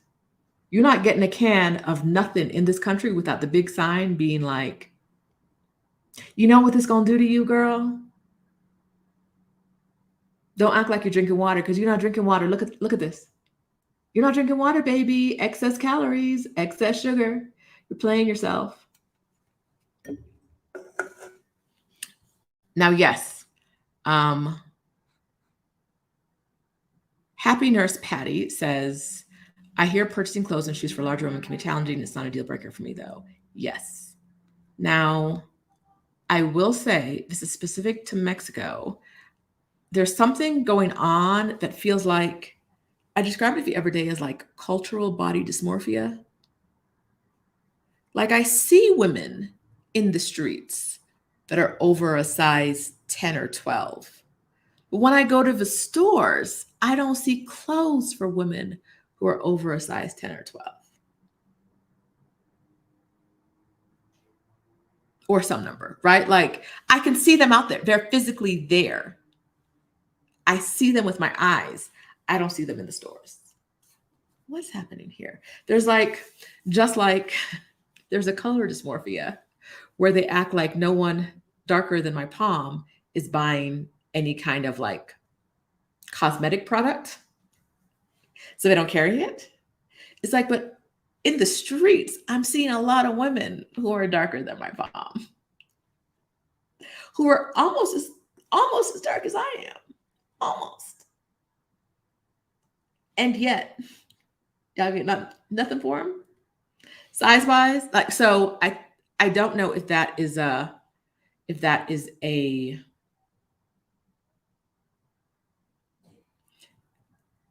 I'm not going to call it a global thing. I'm going to say this is something I experienced in Mexico. The color thing, definitely. That's global.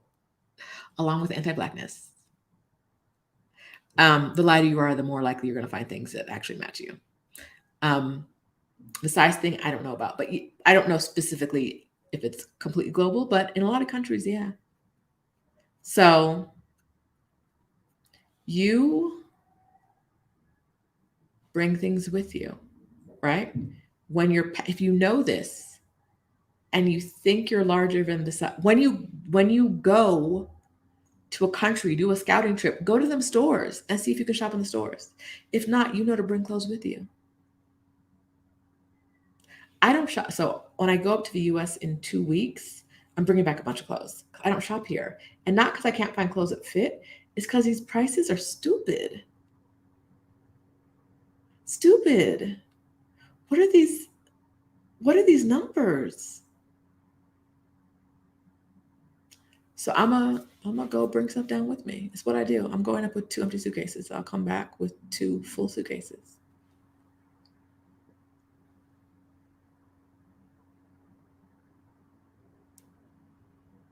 There's lots of reasons that there are lots of ways that moving abroad, if you like what you like, right? If you are, I am a very specific person. Alana says she had grits delivered. If you want grits and you don't want to go through the process of grinding them or getting them ground, or if there's nowhere to get it done that you can find an alternative.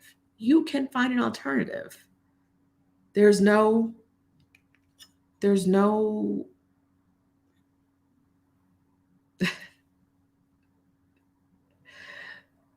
you can find a way to get the things you like. It might cost you more. It might be a somewhat replacement. You might have to get it sent to you. But allowing yourself to be expansive, we're talking about being expansive again, be expansive and try new things will help you have a smoother experience when you move abroad. Okay, so Phaedra said I'm shopping at Gucci Mexico and that's the problem. That is not the problem. I am not shopping at Gucci. I am not. I do like nice things though.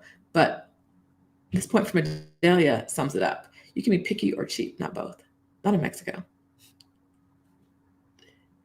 You can like inexpensive things, or you can be very particular about what you want. I'm not necessarily like a brand name person, but I am a particular person.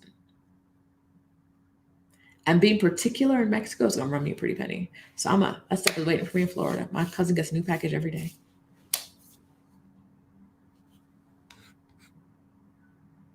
Bring it down with me. Right? So, and it's not that I can't find clothes here. I could find clothes here.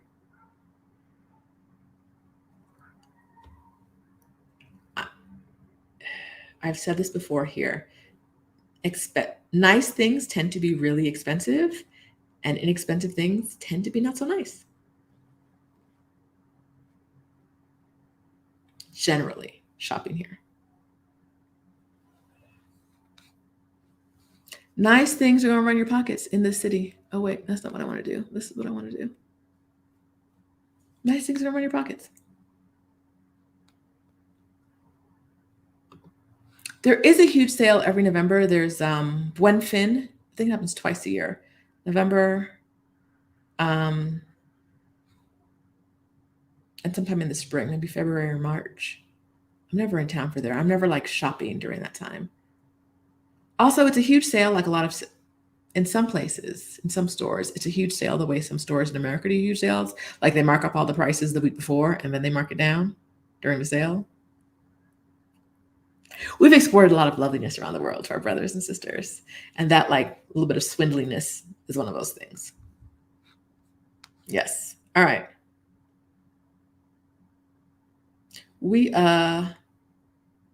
Let's see.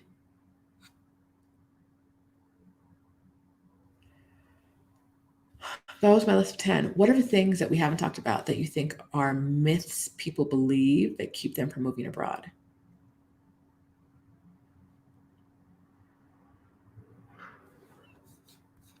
Luxury Vagabond says she has the same problem in Mexico with shoes. She's a size 10, and when she wants handmade leather sandals, they barely have any large sizes. The thing I'll say about this is that because Janae's already buying handmade sandals, she could get custom made ones, probably wherever she's buying them if she had the time, right? And I know she's bringing down like 12 pairs of shoes with her anyway, so she already has shoes, right? This isn't like I can't move to another country because I can't get shoes. It's getting shoes is harder for me, but it's not going to stop me from moving to another country, right? Yeah, Phaedra, we talked about healthcare earlier.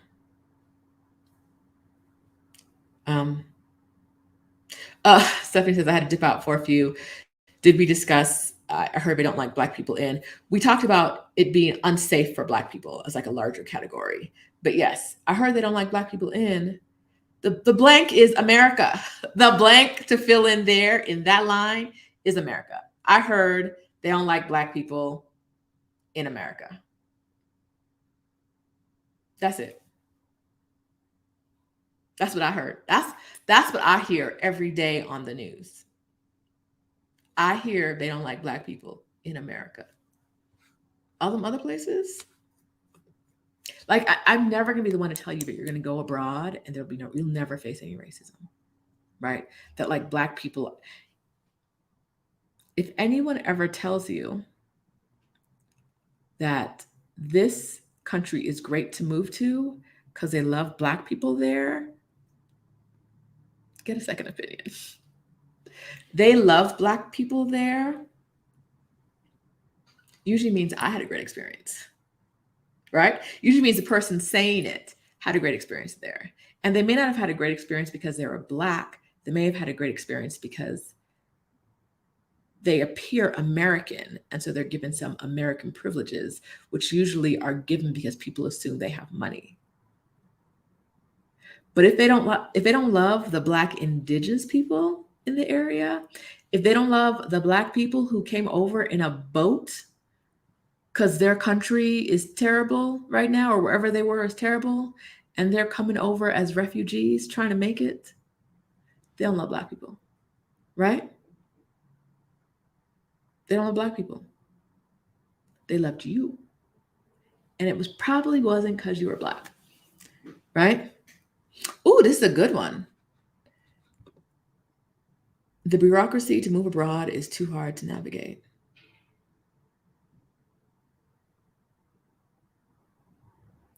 Is it? Is it harder than the US? Like, yes, it is. I'm not going to say it's easy, but like, I haven't done anything. I'm a resident of Mexico. I have 4 years of residency. I did it once, did the 2-step process once, and then I renewed it. I have a driver's license. None of those processes were harder than what I hear people going through to change their names in America, right? To do anything, to rent an apartment in America. Here, I was like, I would like this. My realtor was like, we need proof of like funds. I showed her a bank statement. She was like, when would you like to sign the lease? There was no application. There was no skibbity bop boop 27 steps. You need to have 3 times an income, 3 times the rent, and 6 times for security deposit. It wasn't none of that. Like, yes, there's bureaucracy everywhere, but America really does. Like, we're good at a lot of stuff, like treating poor people poorly, treating anyone who's not a middle class or above white man like crap. Very good at that. And making it harder to do what should be simple things. But the bureaucracy is not the thing that's going to keep you out of a country. Now, what I will say about bureaucracy is that some people, mostly Americans, it's one of those ugly American things, ugly American / ugly Canadian things. Some people feel that their presence in a country is so valuable that they shouldn't have to deal with any bureaucracy in order to go there for as long as they want. And that's very ugly. Like when Mexico stopped giving out 180, automatically giving out 180-day visas for visitors from US and Canada. There was a whole lot of, I've been doing this for 20 years and I can't believe they're not letting me come in and stay as long as I want. Don't they know how much we give to their economy? They need us here, blah, blah, blah. And it was like, ooh, I feel like you didn't think that through. Like if they really needed you, there wouldn't be any step to go through.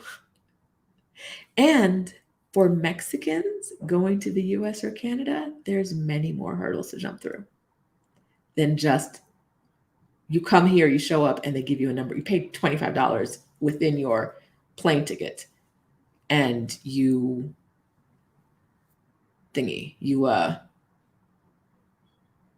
a stamp that says how long you get to stay.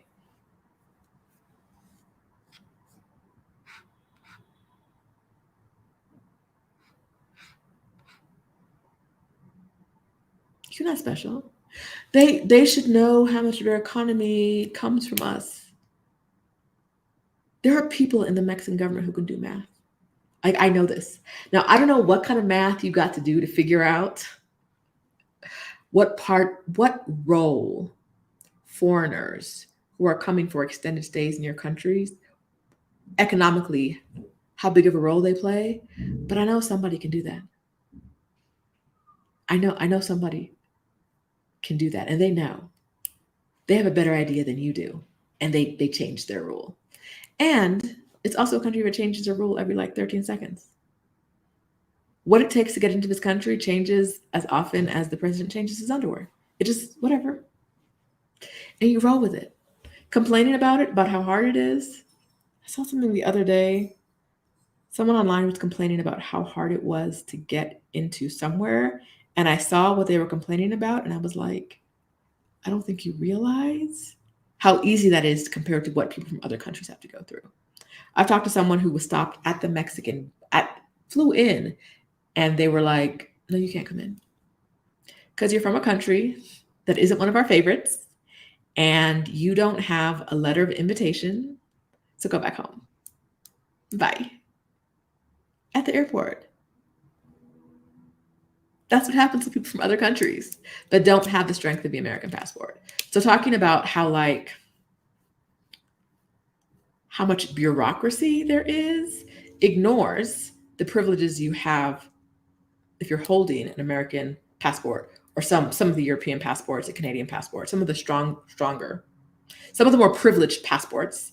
It ignores that, and it ignores that the bureaucracy isn't as bad as what you got to do to get into the US. The first time I realized how bad it was that I met someone in China. She was a tour guide for me in China. We were talking about it. And she was like, yeah, whenever I come to America, they need to see they ask to get it, not to live, to visit as a tourist. I need to provide them with bank statements to visit. I was like, what? She was like, yeah. If I want to come from China, if I want to come visit America, I have to get a visa. I have to provide bank statements showing that I have a certain amount of money in the bank to visit. And all we got to do was show up at the border and maybe get 80 days, maybe get 180 days. Who knows?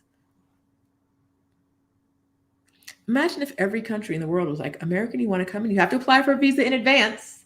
You have to apply for a visa in advance. And you have to submit, including in your package to apply for your visa in advance, you have to include bank statements. We'd be traveling significantly less than we're traveling right now, right? Americans travel within the US a bunch, but not necessarily outside of the US a bunch. This is a generalization about the whole population, not the people watching this, of course. You ain't got to tell me you travel a bunch. I know you do. But if we had to show bank statements and have a certain amount of money in our bank account before we could enter another country, a bunch of us would be at home. Oh, that's not the cup I'm drinking out of. That's yesterday's cup. Eve says Egyptians wait 8 months to even get an appointment for a visa, and it's not a guarantee to even get it. Not a visa to live in, a visa just to visit. Bureaucracy abroad ain't nothing compared to American bureaucracy. Nothing. Ooh, okay. Let me see. Bum, bum, bum, bum, bum. What else have we missed?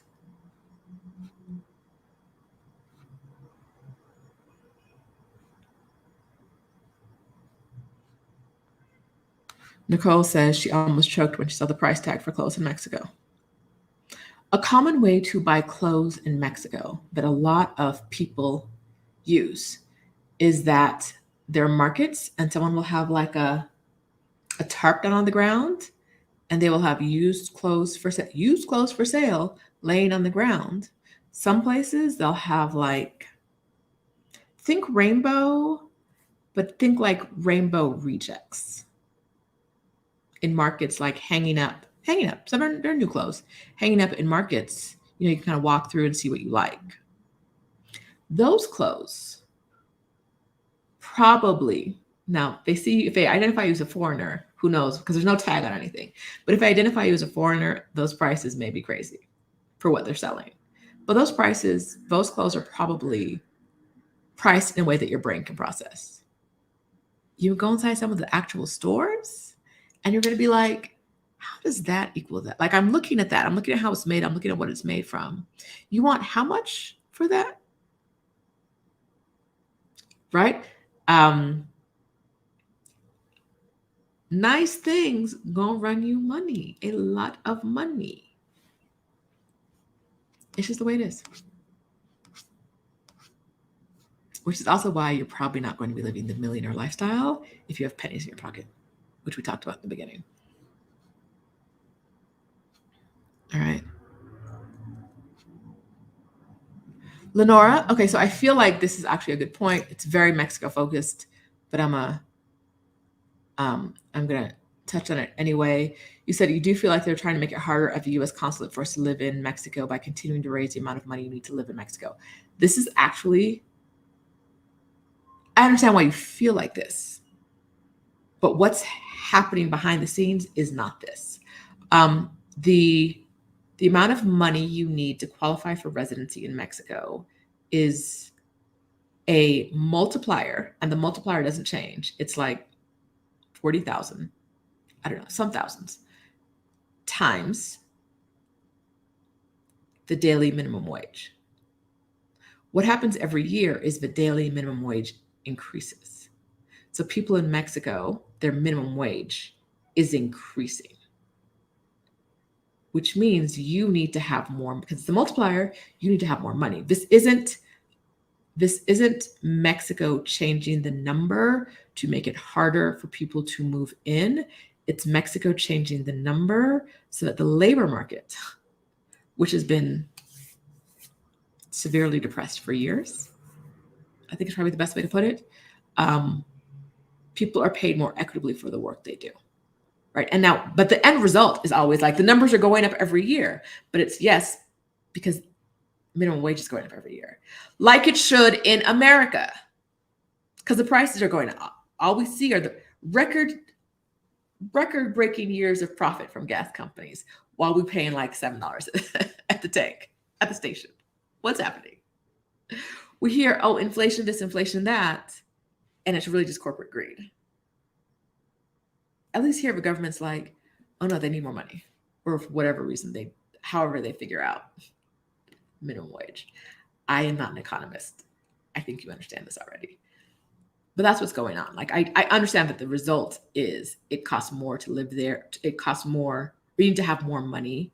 It doesn't cost more, but you need to have more money to get residency. But it's not a like they're out to get you. It's like they're out to help their people. And that's just what happens, because the multiplier doesn't change. The amount of money, the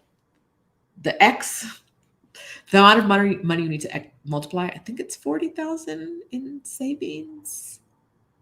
It's a number times minimum wage, whatever it is.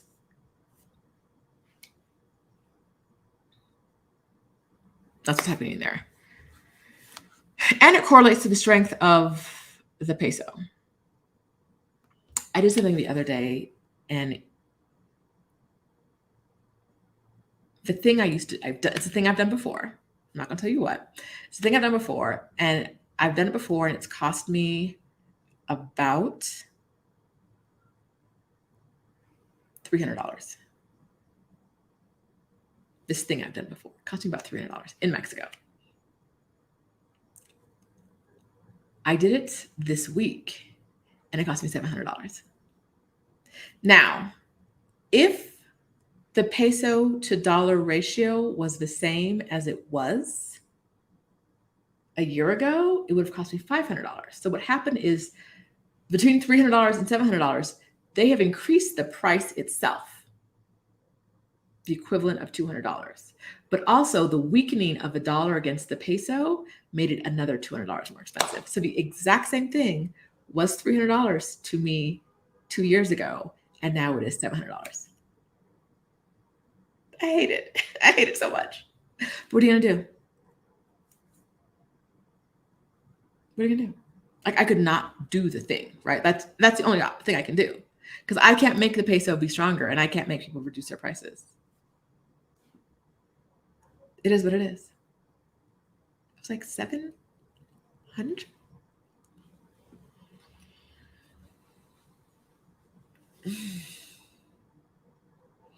$200 increase in price, like base increase, $200 attributable to the weakness of the dollar.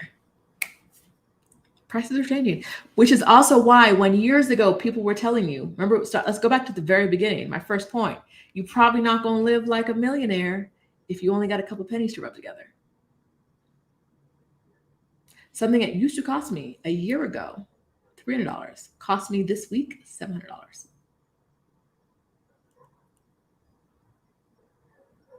Prices are going up around the world.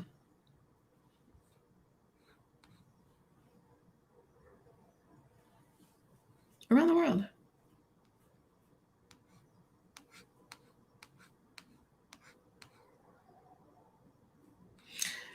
Greta King asked what's making the US dollar weaker in comparison to the peso. I don't know who she's asking because I know it's not me.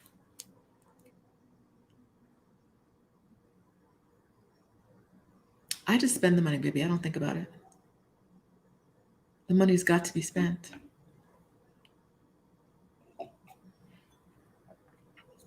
Oh, wow, Nisha. Okay, so for residency in Mexico, you're supposed to be allowed to go anywhere in which you're there legally. The rule is, the official rule is that if you were in a country legally, even if you're just there as a visitor, if you're in the country legally, you can apply for residency there. But the way consulates do things is they make their own little rules that have nothing to do with the official rules. So Nisha said she tried her embassy here in Seoul, but they wouldn't take her US bank statements, which surprises me and doesn't surprise me at the same time. Because no one wants to do the math of US dollars to Korean whatevers to Mexican pesos. Who gonna do all that? I'm sure if I have a chart and they're like, you need this much in Korean monies. What is? I've been to Korea. I don't remember. I'm sure if I have a chart and they're like, oh no, it's not right here on the chart. It doesn't say US dollars. It says Korean reals. It's not reals.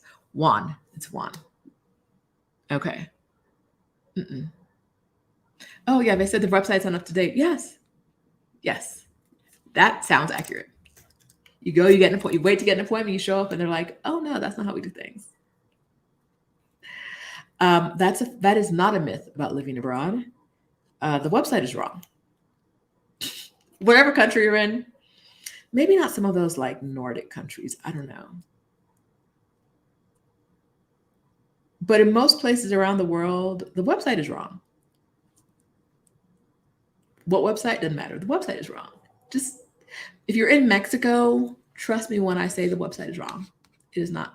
That ain't it. What website? Doesn't matter. It's wrong. But it said it doesn't matter. It's wrong. It's just, that is what, but you deal with it. You deal with it. You don't get your Karen up. You just roll with it. The website's wrong. Janae says the website is useless. It is. No, it's not useless. It'll give you some info. Some of it will be correct. Maybe even 50% of the information will be correct, but the other 50, is the website wrong or is the person you're talking to in the moment wrong? How do you win that fight? You don't. Mm-mm. All right. I am hungry. So this is when videos end. All right, I'm gonna do the same thing I did before. I'm gonna slide over here.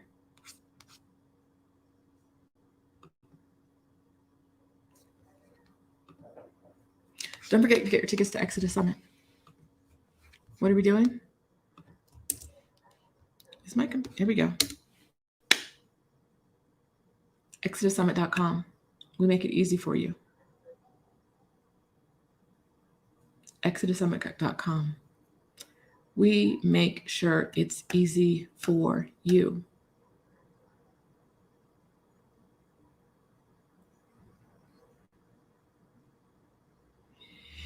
Eve said she got 2 shirts for me. I don't know. I don't trust y'all. Exodus Summit. We're going to talk about more of this kind of stuff. Not like this specific stuff, but we are going to talk about in different sessions, like what you need to know before you move abroad and the things you don't need to worry about before you move abroad. And I'm going to be there. And Stephanie, who was Eve's favorite, is going to be there. Teen Zekas is coming to help you get Black women paid. If you don't know Teen, last year she helped one of our women go from 80-something thousand to 190-something thousand in the course of weeks.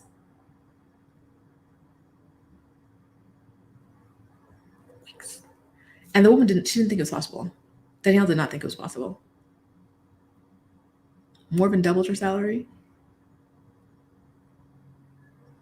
Yes. Is that Shira? I'm gonna go with Shara since there's only one E. Yes, we have Tabitha Brown talking, Rachel Cargill, Dr. Joy Harden Bradford, Octavia Rahim, Rashida Dow, Livria Jones, Stephanie Perry, Erica Totten, Natisha Willis, Krishan Wright, Teen Zekas. It's going to be some magic. And we have more speakers coming that we haven't announced yet. We will accept donations for tickets. I see your question, JG. In the future, the tickets will be, even though the tickets will all, if you donate money to the pool, it doesn't have to be a full ticket price. You could donate the money for 30 tickets, or you could donate the money for 1/5 of a ticket. They all go into a pool and it's divided up. And the tickets are purchased at the early bird price and they are given away. I will say this, do not email us for a donated ticket now. Please don't do it. If you were about to press send, don't do it. We're not ready to accept donations, and we're not ready to solicit requests for tickets. We will tell you when we are. This happens every year. It works out really well for some people every year. Some people are given tickets and some people are not, because there's not enough. There's a lot of money in ticket donation, but there's not enough money for everybody to get a free ticket. Everybody who wants a free ticket to get a free ticket. We really try to prioritize people. Well, we really only want people to ask for it. There's absolutely no other way they'd be able to attend. Early bird for the All Access Pass ended yesterday in the middle of Stephanie's live. Early bird for the Weekend Pass ends September 6th. It's right here. Until October, here, Weekend Pass. September 7th. September 7th. All right. September 7th is when early bird for the Weekend Pass ends. Early bird for All Access ended yesterday. No, the early bird has not ended for the Weekend Passes. That still goes on until September, whatever I just said, 7th, I think. Are we good? If you don't have your tickets, buy your tickets. The lineup is only going to get better. We don't have a schedule yet.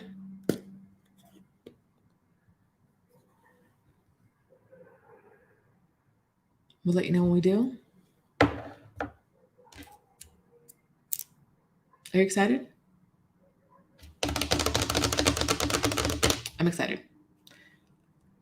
Early bird All Access passes are gone, but that doesn't mean that. I saw yesterday someone say it's sold out. I'm like, no, it's not sold out. But like, they're gone. Global Granny says, will there be a Facebook group page for the summit only? I don't know. That sounds like work. Don't it sound like work to you? Another group? I don't know. Stephanie will tell me. Oh.